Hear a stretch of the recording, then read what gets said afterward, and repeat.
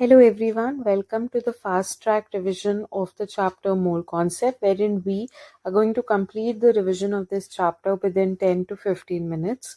क्योंकि हमें फटाफट रिविजन करना है, I won't be focusing on questions, but हम जो भी इंपॉर्टेंट फॉर्मूलाज है, जो भी इंपॉर्टेंट डेफिनेशंस है, जो आपको इस चैप्टर में याद होनी चाहिए, apart from that even NCERT की कुछ लाइंस, एनसीईआरटी की कुछ इंपॉर्टेंट लाइंस जो जनरली अगर आप एनसीईआरटी नहीं पढ़ोगे you won't be able to know those lines, मैं उन लाइंस को भी कवर करवा दूंगी.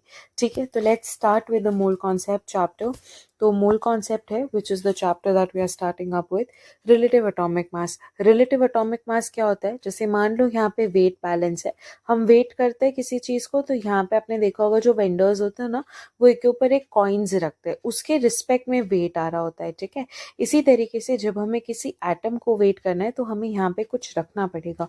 तो पहले हम हाइड्रोजन रखते थे, फिर ऑक्सीजन रखा गया, और अब फाइनली हम कार्बन C12 को स्टैंडर्ड मानकर जो भी चीजें हैं उनको वेट करते हैं. तो किसी के रिस्पेक्ट में कर रहे हैं, इसीलिए relative atomic mass, mass of one atom with respect to hydrogen और ऑक्सीजन और carbon. Right now it is C12, so at present C12 is used. Relative atomic mass unit, the mass of one atom upon whatever the mass of one hydrogen, one oxygen and carbon C12. Atomic mass unit क्या होती है? 1 AMU is equal to 1/12 the mass of C12 carbon atom, which is 1.66 into 10 raised to power minus 27 grams. तो 1 AMU is nothing but it is 1/12 the mass of C12 carbon atom. Atomic mass क्या होता है? जो एक atom का मास हो. Molecular mass क्या होता है? जो एक मॉलिक्यूल का मास हो. मॉलिक्यूल कैसे बनता है? जब एटम्स कंबाइन करते हैं एक दूसरे के साथ, तब जाके मॉलिक्यूल बनता है. Relative atomic mass into 1 AMU जो है वो आपको एटॉमिक मास यूनिट देगा या तो फिर मॉलिक्यूलर मास यूनिट. मोल क्या होता है? 12 gram of C12 carbon atom में जितने भी एटम्स है या जितने भी मॉलिक्यूल्स है उन्हें हम बोलेंगे 1 मोल. आप कोई भी पर्टिकुलर वैल्यू जो एटॉमिक मास यूनिट है, जब आप उसको Avogadro number which is 6 into 10 raised to power 23 से मल्टीप्लाई करोगे तो ये AMU ग्राम में कन्वर्ट हो जाएगा. ओके उसके बाद एक इंपॉर्टेंट टॉपिक आता है आइसोटोपिक मिक्सचर का. आइसोटोपिक मिक्सचर क्या होता है? आपको मान लो A1 परसेंटेज दिए, जैसे मान लो क्लोरीन है या कार्बन है. कार्बन अपने अलग अलग आइसोटोप्स के फॉर्म में हमें देखने को मिलता है. हाइड्रोजन हमें 1,1, 1,2 और 1,3 के फॉर्मेट में देखने को मिलता है. अब मान लो मुझे निकालना है कि सबसे ज्यादा हाइड्रोजन का कौन सा परसेंटेज है. तो मान लो फॉर एग्जाम्पल ये 30% है, ये आपका 40% है और ये आपका वापस से 30% है.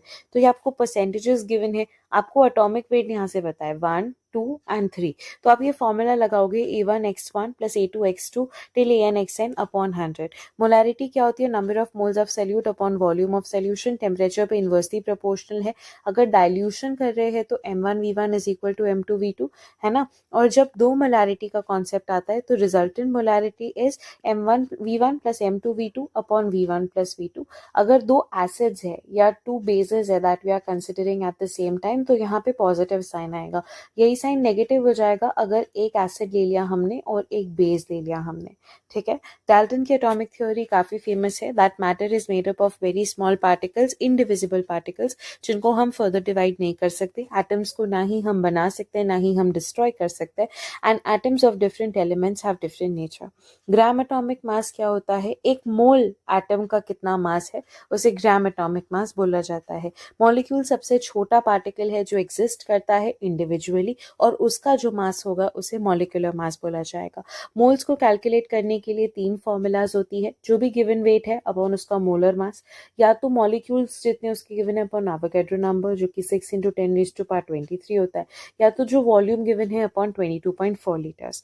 डेंसिटी जो होती है गैसेस की निकाली जाती है which is PM upon RT. P pressure है, M जो है वो उसका मॉलिक्यूलर वेट है, R की वैल्यू 1/12 है क्योंकि हम प्रेशर को ATM में ले रहे हैं. अगर ये प्रेशर जूल्स में आ जाता तो फिर यहाँ पे 8.314 हो जाता, ये 0.81 नहीं रहता और 25/3 हो जाता. कब होता? जब ये जूल्स में होता. ये क्यों है? क्योंकि ये ATM में है. Temperature always through out the chemistry किस में रहेगा? उसमें, केल्विन में. डेंसिटी 2 तरीके की होती है. एब्सोल्यूट डेंसिटी, भाई खुद अकेले को मेजर कर रहे हो. रिलेटिव डेंसिटी में क्या होता है? किसी के रिस्पेक्ट में मेजर कर रहे हो. जैसे absolute density upon the density of water at 4 degree Celsius, उसे बोला जाएगा रिलेटिव डेंसिटी. क्यों? क्योंकि वाटर के रिस्पेक्ट में उसे मेजर किया। और एक होती है vapour density which is nothing but molecular weight divided by 2। Percentage composition होता है, परसेंटेज कॉम्पोजिशन इज जो मास है उस एलिमेंट का, what ever the mass of an element is upon the mass of 1 mole of a compound into 100 is percentage composition. जैसे मैं फटाफट एक एग्जांपल से बताती हूँ, 3.4% सल्फर है, यानी कि 3.4 अपॉन 100 सल्फर है। सल्फर का मास हमें नहीं पता बट मॉलिक्यूलर वेट 32 पता है, तो हम निकाल सकते हैं कि इंसुलिन में इन रियलिटी कितना सल्फर प्रेजेंट है। ऐसे ये वाला भी एग्जाम्पल है। लिमिटिंग रिएजेंट में क्या होता है, ये दो फॉर्मूलाज काफी इंपॉर्टेंट है, किसी भी एल्केन में काम आएंगे। CXHY plus X plus Y by 4O2 giving XCO2 plus Y/2H2O। This is very very important. Carbon कितना है, हाइड्रोजन कितना है, उतनी उसकी वैल्यू आएगी। अगर C3H8 है तो X की वैल्यू 3 है और Y की वैल्यू 8 है। आप इसको फॉर्मूला में रखोगे, आपकी पूरी बैलेंस्ड इक्वेशन बन जाएगी। इसमें तकलीफ हो रही है, इसको लर्न कर लो, ये और करके लर्न कर लो। एडवाइसेबल होता है कि इसको करो, बट अगर नहीं हो रहा है लर्न तो ये कर लो। ये कैसे होगा, 3n+1/2O2 giving NCO2 plus n+1H2O। ये अल्केन के लिए। अल्कीन होगा तो क्या, +1 नहीं करना है, +1 नहीं करना है। अल्काइन होगा तो -1, 3n-1/2O2 n-1H2O। ठीक है, इस हिसाब से आप करोगे, आपको आंसर मिल जाएंगे। ये कुछ एग्जाम्पल्स है, आप इनको देख सकते हो for your reference. Percentage yield क्या होती है, जो एक्चुअल यील्ड है अपॉन थियोरेटिकल यील्ड इनटू 100, यानी कि जितनी यील्ड आ रही है, मैंने एक्सपेरिमेंट किया, मेरे को इतनी यील्ड मिली, मतलब आना चाहिए था मान लो 20 ग्राम, पर आ रहा है 10 ग्राम, तो ये एक्चुअल यील्ड है। और थियोरेटिकल आनी चाहिए थी 20, मल्टीप्लाई बाय 100, तो वो हमें परसेंटेज यील्ड जो है वो दे देगा। परसेंटेज प्योरिटी क्या होती है, कभी भी हम कोई सैंपल को लेते हैं या कभी भी कोई एलिमेंट निकलता है अर्थ के अंदर से, तो वो प्योर फॉर्मेट में नहीं होता है, वो काफ़ी मिक्सचर होता है उसके अंदर। तो परसेंटेज प्योरिटी होता है mass of pure component in a sample, वो सैंपल में वो प्योर कॉम्पोनेंट का कितना मास है अपॉन टोटल इम्प्योर सैंपल कितना है, उसे परसेंटेज प्योरिटी बोलते हैं। एक होता है स्टोइक्योमेट्री। स्टोइक्योमेट्री क्या होता है, हमें बैलेंसिंग करनी होती है इक्वेशन की, और उसके बाद हमें निकालना होता है कि अच्छा इसको इतने मोल लग रहे तो उसको कितने मोल लगेंगे। जैसे मैं अगर आपको एक एग्जाम्पल से समझाऊं, अगर मुझे कोई, हाँ जैसे यहाँ पे देख लो, अगर मान लो मैं आपको बोल रही हूँ कि मैं ऑक्टेन को रिएक्ट करवा रही हूँ इस तरीके से, तो अब मुझे पता है कि एक ऑक्टेन की मॉलिक्यूल को रिएक्ट करवाने के लिए मुझे 25/2O2 चाहिए, तो दो को करवाने के लिए कितने चाहिए, 25 मोल्स चाहिए। तो ये स्टोइक्योमेट्रिक होती है। बट ये इक्वेशन हमने पढ़ ली यहाँ पे, तो हमारे लिए आसान है, बट कभी कभी it is not that easy. तो हम एक फॉर्मूला यूज करते हैं जिसे POAC बोला जाता है, which is principle of atomic conservation. उसमें क्या होता है, जितने भी नंबर ऑफ मॉलिक्यूल्स है उसको आप मल्टीप्लाई करते हो। जैसे फटाफट से K2CO3 में एक कार्बन एटम है, तो 1 into n molecules of K2CO3 is equal to, carbon के लिए कर रहे हैं तो 12 इंटू वेट अपॉन 698। तो इस तरीके से जब हम इसको सॉल्व करते हैं, क्योंकि मॉलिक्यूलर वेट ओवरऑल कितना है 698, ये इसका 698, और K2CO3 का मॉलिक्यूलर वेट कितना है 138।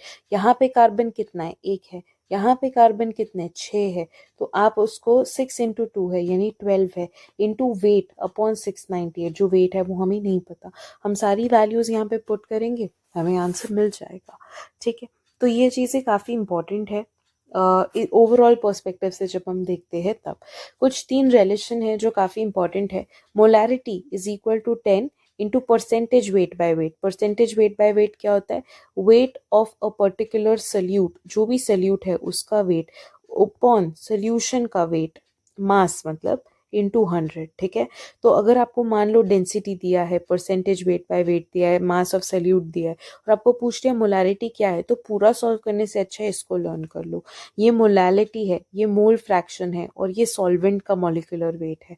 तो जब molality is equal to XB upon XA, that is mole fraction into 1000 upon molecular weight of solvent. ठीक है, और मोलैलिटी डेंसिटी कैसे होगी, तो molarity is equal to molality into density upon 1 plus molecular weight of solute upon 1000। तो यहाँ से molarity और मोलैलिटी को हमने लिंक कर दिया, यहाँ से मोलैरिटी और परसेंटेज वेट बाय वेट को हमने लिंक कर दिया, मोलैलिटी और मोल फ्रैक्शन को हमने लिंक कर दिया। ठीक है, ignore the voice which is coming in the background, sorry for that. Okay, अब ये फाइनल जो है ये एनसीईआरटी के कुछ पॉइंट्स है जो इम्पॉर्टेंट है। एज अ फर्स्ट चैप्टर है ये केमिस्ट्री के क्लास 11 का, तो काफ़ी इंपॉर्टेंट पॉइंट्स है। कैंसर के ट्रीटमेंट में दो ड्रग्स यूज होते हैं, सिस्प्लैटिन एंड टैक्सोल। ये ना आप बायोलॉजी में पढ़ोगे ना आप कहीं पे पढ़ोगे।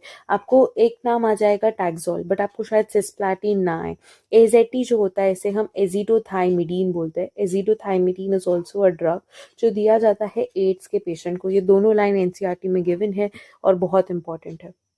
सिग्निफिकेंट फिगर्स क्या होती है, सिग्निफिकेंट फिगर्स को कैलकुलेट कैसे करते हैं। जितने भी नॉन जीरो डिजिट है, मान लो 65.203, तो सिग्निफिकेंट डिजिट यहाँ पे 5 है, क्योंकि 1 2 3 4 5। जब जीरो दो सिग्निफिकेंट डिजिट के बीच में आएगा तो वो भी सिग्निफिकेंट है। मान लो अगर आपको 65.00 दिया होता तो सिग्निफिकेंट डिजिट 4 है, डेसिमल के बाद जीरो आ रहा है वो सिग्निफिकेंट है। मान लो अगर आपको 650.10 दिया होता तो यहाँ पे कितने डिजिट है, 5 है, अगेन 5 है, विच इज़ वेरी इंपॉर्टेंट। अगर आपको 650 ही दिया होता पॉइंट के बाद और जीरो, तो अब यहाँ पे कितने सिग्निफिकेंट डिजिट है, यहाँ पे सिर्फ 2 सिग्निफिकेंट डिजिट है, क्योंकि ये डेसिमल के पहले जीरो है और जो जीरो डेसिमल के पहले आता है वो नॉन सिग्निफिकेंट होता है। ठीक है, ये चीज़ इंपॉर्टेंट है। जब भी हम सिग्निफिकेंट डिजिट का एडिशन और सब्ट्रैक्शन करते हैं, जैसे मान लो 2.03 एंड 5.0356, अब मुझे पता है कि आफ्टर डेसिमल पॉइंट जो सबसे कम नंबर ऑफ सिग्निफिकेंट डिजिट है उतने होने चाहिए। 2.03, 5.0678, मान लो इसका आंसर 8.4379 आया। I am not calculating it, just exemption दे रही हूँ। तो मैंने इसको ऐड किया तो आंसर मुझे लोएस्ट आफ्टर डिजिट कितना है, 2 डिजिट है, 2 सिग्निफिकेंट डिजिट आफ्टर डेसिमल, बस उतना मुझे आंसर लिखना है। सबसे कम नंबर पे, यहाँ पे 4 है, कम कितना है, 2 है। अगर यहीं पे मल्टीप्लिकेशन होता तो पूरा कंसिडर करते, तो 3 सिग्निफिकेंट डिजिट है, तो हमें 3 सिग्निफिकेंट डिजिट तक आंसर को रखना है। तो मैंने वही लिखा है कि एडिशन और सब्ट्रैक्शन में जो सबसे कम नंबर ऑफ डिजिट है after decimal place, multiplication division में सबसे कम नंबर ऑफ सिग्निफिकेंट फिगर जो 2 नंबर में है उतना ही आंसर में होना चाहिए। जब हम राउंड ऑफ करते हैं तो जनरली राउंड ऑफ 5 के ऊपर है तो उसको +1 कर दो, 5 के नीचे है तो उसे -1 कर दो। बट अगर 5 है तो क्या करें, तो 5 है, 5 के पहले अगर इवन नंबर है तो कुछ मत करो, 5 के पहले अगर ऑड नंबर है तो उसको +1 कर दो। तो ये कुछ रूल्स थे जो आपको एनसीईआरटी में गिवन होंगे। That's all from my side for the revision of this chapter of mole concept. I will be meeting you in the next class. Till then keep learning, take care, bye bye.